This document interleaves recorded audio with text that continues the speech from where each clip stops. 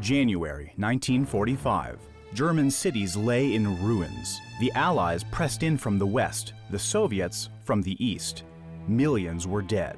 Millions more were starving. And yet, in the middle of this collapse, the Nazi regime unveiled the premiere of its most expensive and ambitious propaganda epic, Kohlberg. Filmed in stunning color during 1943 and 1944 with thousands of soldiers pulled from the front as extras, it was meant to be the Third Reich's Gone with the Wind. Instead, it became a monument to delusion.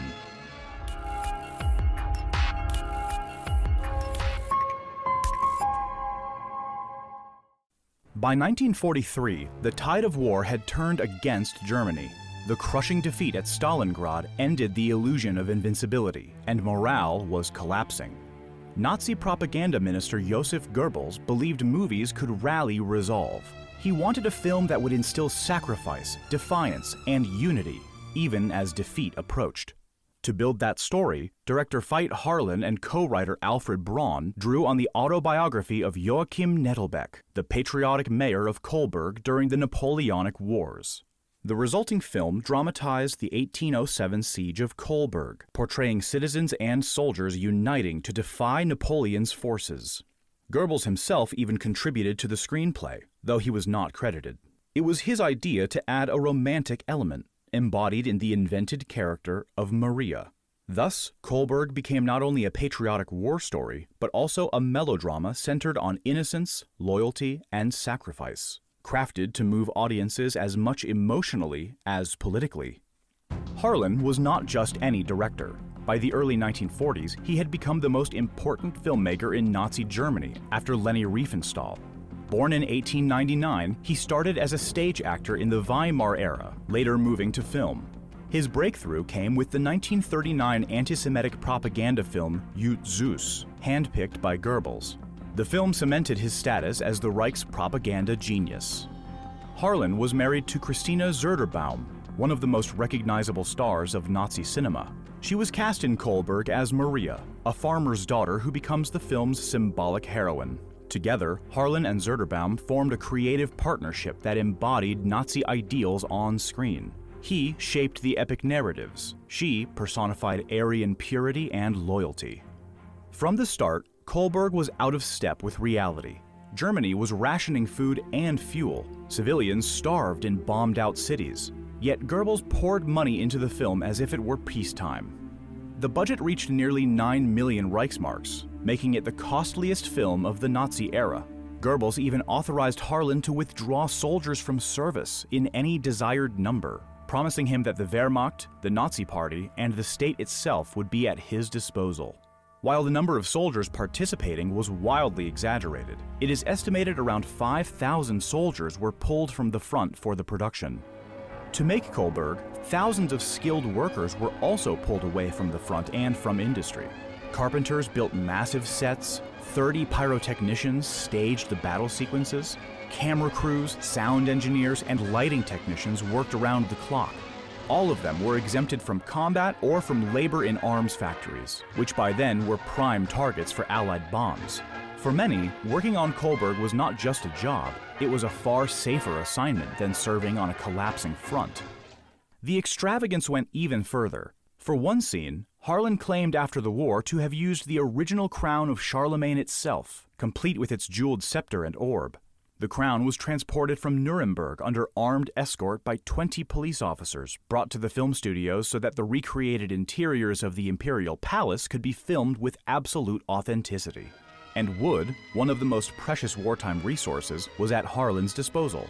After the war, Harlan also said he could seize as much as he needed to construct gigantic sets, even though the same material was vital to the armaments industry for building ammunition containers. He bragged that he could lay his hands on any material. To create the illusion of a snow-covered harbor, he ordered entire freight trains loaded with salt to be dumped across the set. Money was never an issue, he said afterward. Shot in Agfacolor, Germany's rival to Technicolor, the film demanded costly reels of stock and elaborate set construction. Entire fortifications and town squares were built, destroyed in staged battles, and rebuilt again for retakes. While ordinary Germans scavenged for scraps of food, the propaganda ministry staged an epic fantasy with resources that might have prolonged the war effort.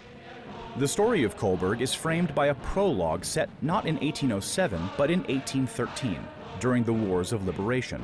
In Breslau, Prussian volunteers march through cheering crowds as King Frederick William III speaks with Count August von Gneisenau. Already a national hero, Gneisenau reminds the king that the earlier defense of Kolberg proved the strength of citizen armies, that victory comes not from professional soldiers alone, but from the unity of the people. The opening serves as the film's ideological overture. By invoking Gneisenau's work in 1813, the movie sets up Kolberg's resistance as the model for all Germans to follow, directly tying the myth of 1807 to Goebbels' demand for total war from the German people. From there, the film flashes back to Vienna in 1806, where Francis II abdicates as Holy Roman Emperor, condemned by Gneisenau as a leader who abandoned his people. The narrative then shifts to Kolberg itself, a quiet Pomeranian town on the Baltic. Citizens go about their daily lives while their leaders, led by Mayor Nettelbeck, debate the meaning of Napoleon's victories. Some see opportunity in the French advance. Others want to flee. Only Nettelbeck insists the town must resist. Nettelbeck soon clashes with the garrison commander, who favors surrender, and with townsfolk resigned to compromise.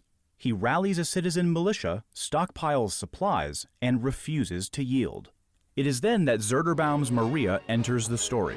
She is depicted as a farmer's innocent daughter chosen for a mission of destiny. Convinced that Kolberg can only be saved if a great leader intervenes, Nettelbeck sends Maria on a perilous journey to Königsberg, where the royal family has taken refuge. There, she gains a private audience with Queen Louisa. In one of the film's most emotional moments, Maria pleads for help, and the Queen, described by Napoleon as the only man in Prussia, is moved to act. She dispatches General Gneisenau to Kolberg. When Gneisenau arrives, he and Nettelbeck clash over strategy. The fiery civilian and the disciplined soldier quarrel, but soon unite, representing the Nazi ideal of harmony between people and army. Together, they rally the town. The siege that follows is relentless. French guns thunder, walls collapse, and starvation grips the people. Yet every citizen is called upon to serve. Farmers turn over their last sacks of grain. Women sew uniforms and nurse the wounded.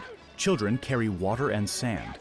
In the most famous sequence, townspeople form human chains on the ramparts, passing buckets of sand and water under fire, smiling despite exhaustion. This is Goebbels' vision of total war, the entire community united in resistance. Finally, with the town battered and near collapse, the French demand surrender. Nettelbeck insists that death is preferable to dishonor, and Gneisenau vows never to yield. In the film's rewritten history, the French retreat in defeat. Of course, the real story was different. Kolberg's defense lasted until July 1807, but the city was saved only when Prussia made peace under the Treaty of Tilsit. The French never abandoned the siege. In Kolberg, truth gave way to myth. Kolberg was completed at the end of 1944 and premiered on January 30th, 1945, the 12th anniversary of Hitler's rise to power. It did not open in Berlin, but in La Rochelle, a German-held French port city under siege. Soldiers watched a film of defiance as artillery thundered nearby. In Germany, screenings were rare. Theaters had been bombed, power was unreliable, and audiences were far more concerned with survival than movies. The people Goebbels wanted to inspire never saw the film. When the war ended, Kolberg became the symbol of Nazi delusion. Veit Harlan was arrested and tried for crimes against humanity for his role in directing Jud Süß. He claimed he had acted under orders and was acquitted, but his reputation was forever tainted. In the 1950s, he returned to directing, often casting Zerderbaum again, but both carried the stigma of having been the cinematic couple of the Third Reich. Heinrich George, who played Mayor Nettelbeck, had once been one of the great actors of the Weimar era. He made his name in socially conscious films like Metropolis and was closely associated with left-leaning theater circles in 1920s Berlin. But after 1933, he chose to stay in Germany and aligned himself with the Nazi cultural establishment. He appeared in anti-Semitic propaganda films such as Jud Süß. After the war, he was arrested by the Soviets and died in a prison camp in 1946. The irony of Kohlberg did not end with the collapse of the Third Reich. In the post-war years, the film was banned in both East and West Germany as dangerous propaganda. But in the 1950s and 1960s, East Germany quietly gave Kohlberg a strange second life. Communist authorities saw that its central themes could be repurposed. The message of an armed people rising up in defense of their town and the portrayal of cowardly or treacherous aristocrats fit neatly into the communists' own narrative of class struggle and popular resistance. Reframed as a patriotic anti-Napoleonic film, it was no longer presented as Goebbels' fantasy of total war, but instead as a story about ordinary citizens standing against foreign imperialism. In this way, a movie commissioned at the end of Hitler's Reich was adopted with a straight face as a patriotic lesson in communist East Germany. The irony could not have been greater. The same story bent first to serve fascism, then bent again to serve communism. In the end, Kohlberg wasn't just a movie. It was the cinematic death rattle of the Third Reich, an epic about resistance that rewrote history, wasted fortunes, and sacrificed soldiers, only to be seen by almost no one. The Nazis wanted it to be their Gone with the Wind. Instead, it became their epitaph, a story of victory at the very moment of their final defeat. Thanks for watching. Don't forget to like, subscribe, and leave a comment below.